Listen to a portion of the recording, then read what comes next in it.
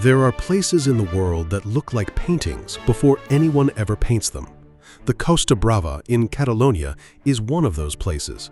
Rocks that defy geometry, a sea that can never choose just one shade of blue, a light so sharp it could cut glass. This is where the story begins, and in many ways, where it never ends. Today's story unveils the secrets behind the man who turned madness into method, obsession into beauty, and his own biography into the most elaborate work of art he ever made. Welcome to the story of Salvador Dalí.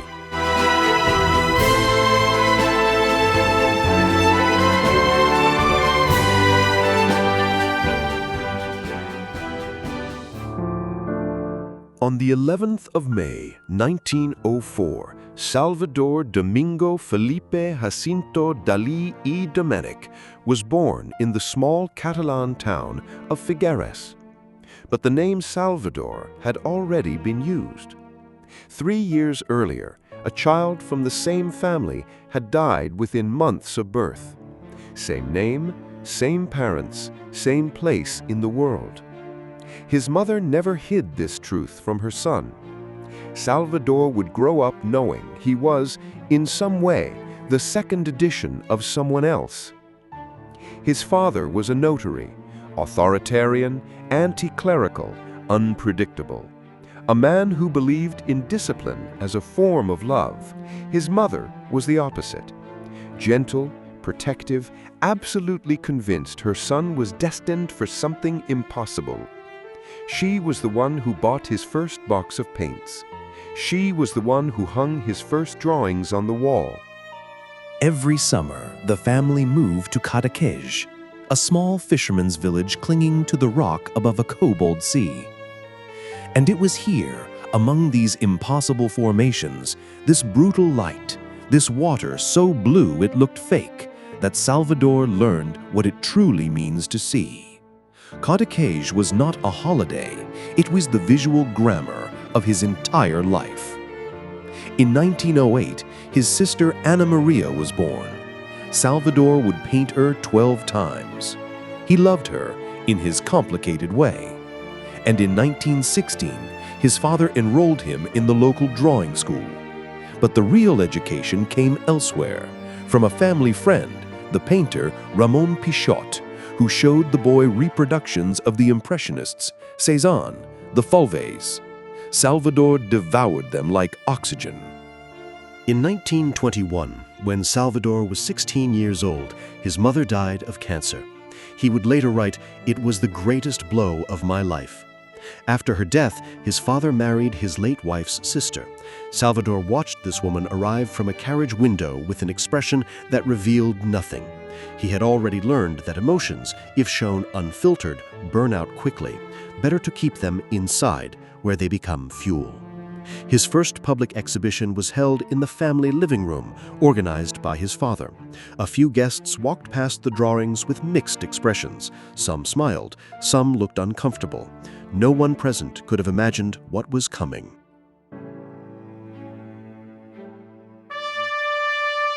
In 1922, Salvador arrived in Madrid and moved into the Residencia de Estudiantes, one of the most intellectually fertile institutions in early 20th century Spain. Here he built his character. Long hair, sideburns, a cape, clothes chosen with obsessive care. His peers found him eccentric. He found them boring. The exception was a young man full of magnetic energy named Federico García Lorca, and a lean, sharp-eyed student called Luis Buñuel. Between these three, in a few years, a friendship would ignite that would change European culture forever. With Lorca, the relationship was something more, intense, ambiguous, charged with a tension that official biography has always handled carefully. Dalí himself wrote that he had refused any physical intimacy with the poet, while feeling enormously honored by his attraction. Lorca dedicated poems to him. Dalí dedicated paintings to Lorca. Between them, there was something that has no simple name, and perhaps that is precisely why it remains so powerful.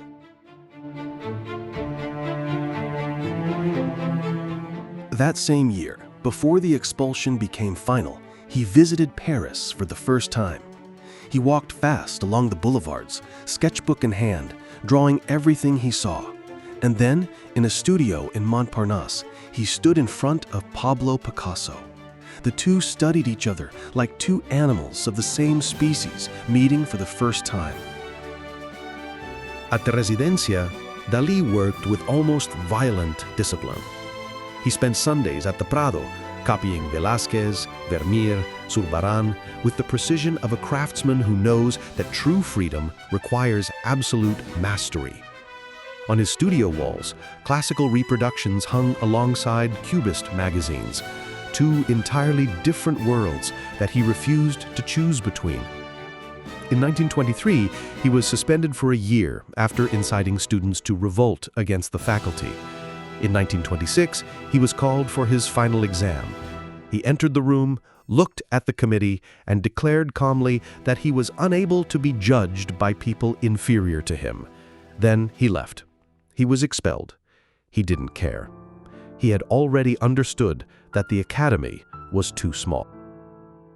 With Buñuel, he wrote the screenplay for Un Chien Andalou, a short film made of illogical, violent images, beginning with a razor blade slicing an eye. The Parisian audience screamed. Some walked out.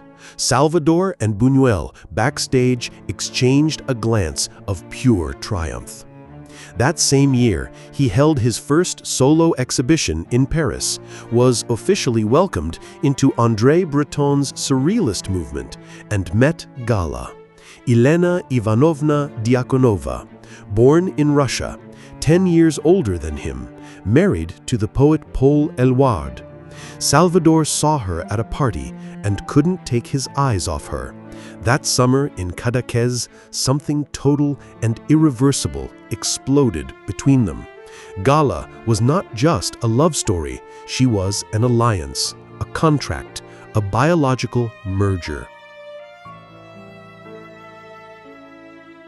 The relationship with Gala was the final rupture with his father. Salvador had exhibited a drawing of the Sacred Heart with the inscription, "Sometimes I spit on my mother's portrait for fun." His father read about it in the newspapers. He threw his son out of the house and disinherited him. Salvador refused to retract. He settled with Gala in a tiny fisherman's cottage at Port Ligat, a quiet bay near Cadaqués, and began transforming it, room by room, decade by decade, into a labyrinth that was also a three-dimensional self-portrait.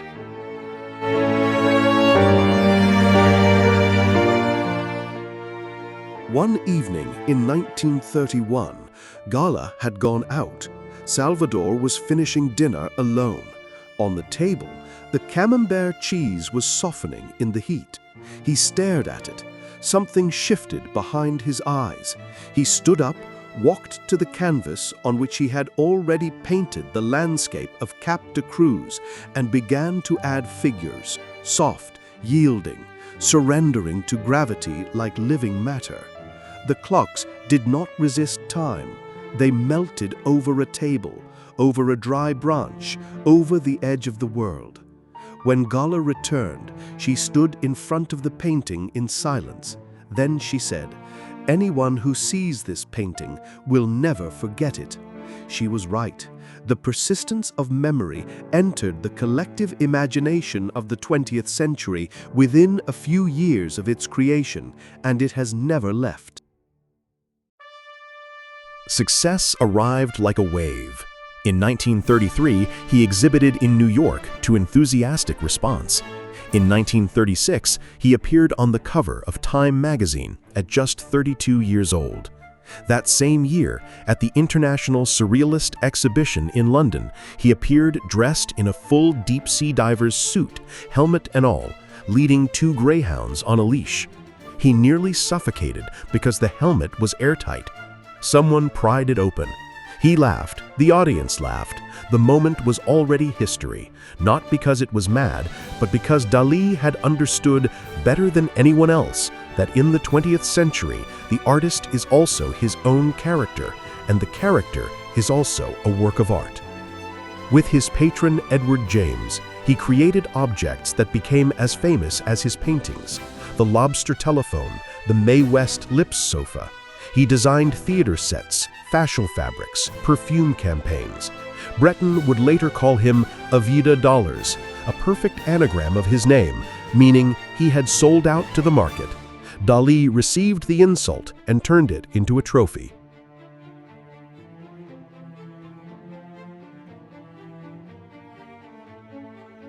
In 1940, he and Gala fled Nazi-occupied France through Portugal and sailed to the United States.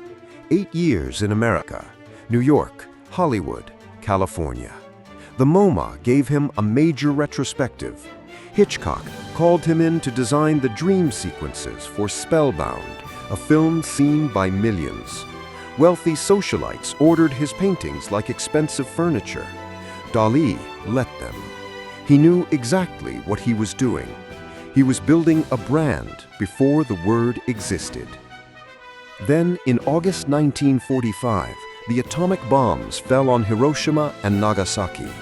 Salvador sat at his desk and listened to the radio. Then he walked to the window. Outside, the world looked the same. But something, he felt it immediately, had changed its shape forever. From that moment on, Freud's unconscious would no longer be his theoretical father. Physics would take its place. He told a journalist, "My new father is not Freud, it is Heisenberg." His new paintings would show matter suspended in space, figures exploding into discrete particles, time and flesh dissolving into the same invisible architecture of the universe. In 1948, Salvador and Gala returned to Spain and re-established themselves at Port Ligat, in the middle of Franco's dictatorship. In 1949, he showed a study for the Madonna of Port Ligat to Pope Pius XII in private audience. The Pope examined the canvas. Dalí stood formally, almost rigid, the same man who had once spit on his mother's portrait, now seeking papal approval. This is either the most spectacular hypocrisy in modern art history, or the most honest demonstration that Dalí contained contradictions too large for any single ideology to hold. The great religious works of these years are among his most technically daring. Christ of St. John of the Cross, the crucified figure seen from above, suspended over a dark harbor, painted from a perspective that should not exist, became a cultural phenomenon. Lines of people queued at the Kelvin Grove Museum in Glasgow just to stand in front of it. Corpus Hypercubus placed the crucifixion on an unfolded four-dimensional hypercube, fusing Catholic devotion with non-Euclidean geometry. Galatea of the Spheres dissolved the face of Gala into hundreds of floating particles, a declaration of faith in the atomic structure of reality itself. In public, he held press conferences to explain that the rhinoceros horn is the only perfect form in nature because it grows in a logarithmic spiral. Journalists didn't know whether to take notes or call someone. He was entirely serious. He was also, simultaneously, entirely performing. With Dalí, these two things were never separate.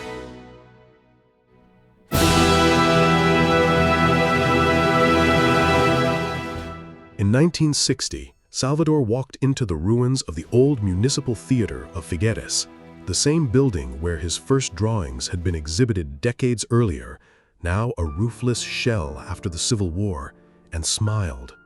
He had found his greatest canvas. The project that would consume him for the next 14 years was born, the Teatro Museo Dalí. Not a museum about himself, a museum that was himself, a building-sized autobiography with geodesic domes, mannequins on the rooftop, a taxi that reigns inside, a room that becomes Mae West's face when seen from the correct distance. In 1968, he bought the medieval castle of Púbol for Gala. He gave it to her entirely. He himself could only enter with her written permission. It is one of the strangest love gestures in the history of human relationships, part devotion, part self-punishment, part theater. He would sometimes wait outside the locked gates for hours while she was inside with a younger lover. He did not leave. He waited. In 1974, the Teatro Museo Dalí opened. Salvador arrived in a black car, stepped out slowly, looked up at the completed building, the geodesic dome catching the evening sun, the giant eggs along the battlements, and stood perfectly still for 1 second. The crowd applauded. He had turned his hometown into a monument to his own mind. It remains to this day one of the most visited museums in Spain. In the late 1970s, his hands began to tremble. The brush oscillated. He tried to control it. He couldn't. He put the brush down and looked at his hands with an expression that moved from concentration to something closer to horror. The machine was failing. The most precise hand in 20th century painting was losing its precision. Reports from these years are disturbing. There are testimonies suggesting that Gala, now elderly herself, increasingly unstable, was administering medications to Salvador improperly, perhaps in excessive doses, contributing to his physical and psychological deterioration. The truth was never fully established. In 1980, he was hospitalized for depression and drug toxicity. His doctors noted symptoms resembling Parkinson's disease. In 1982, Gala died and was buried in the crypt of her castle at Pubol. Salvador sat beside her bed for a long time after the last breath. He didn't speak. At her funeral, his face was stone. He moved into the castle alone, walking through the rooms she had filled, touching the things she had left behind. The King of Spain named him Marquis de Dalí de Pubol that same year. Salvador accepted the title, then asked that it not be hereditary. Even at the end, the performance continued.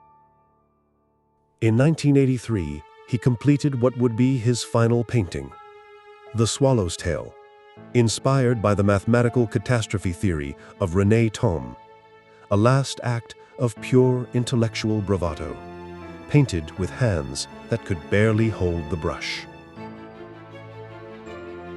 He spent his last years in the Torre Galetea, the wing of his Teatro Museo in Figueres, sitting in an armchair by the window, watching tourists queue to enter the museum across the square, watching the world continue.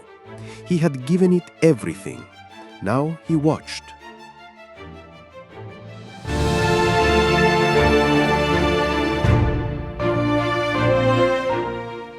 On January 23, 1989, at 10:15 in the morning, Salvador Dalí's heart stopped.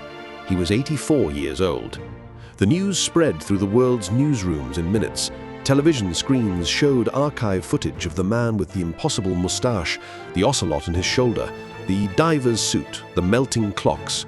People who had never understood his paintings felt they had lost something. He was buried in the crypt beneath the stage of his own Teatro Museo, a few meters from the church where he had been baptized, a few streets from the house where he was born. A circle closed with the precision of a man who had planned his entire life as a single continuous composition.